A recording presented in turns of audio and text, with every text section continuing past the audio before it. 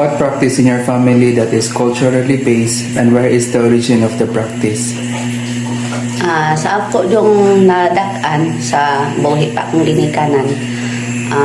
Ang iya yung ipakuan sa moa, ipadako sa moa nga kinahanglan manggitahuron mi na panalita na may mga bisita, bawal mi mo entertain sila ra.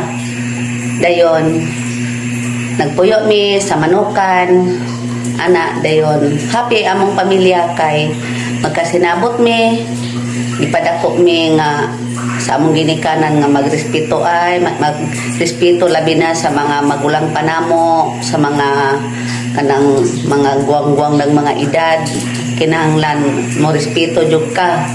Dayon magabi magkuan pud mi magrosaryo kay mao man jud kuan labi na si papa di to musugot nga kuan lang magabi magrosaryo jud mi ana. What practice in your family that is culturally based and where is the origin of the practice? I am Roman Catholic.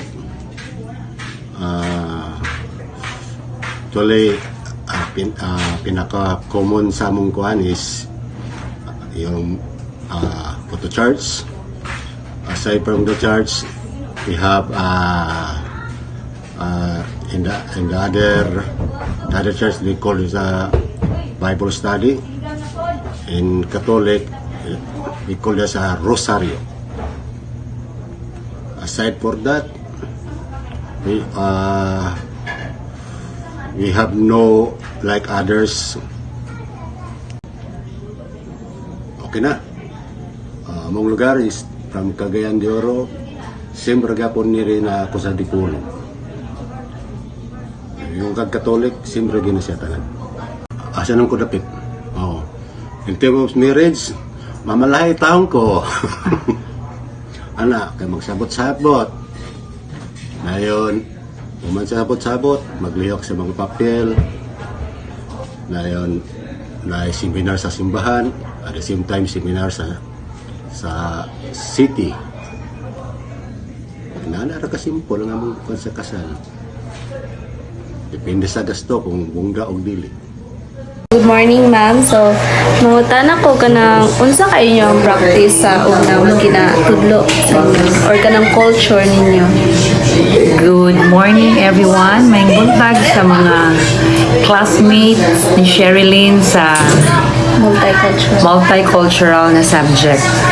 Naay daghang mga kultura o tradisyon nga gitudlo sa among ginikanan sa unang nga panahon nga nag-exist paghihapon karon.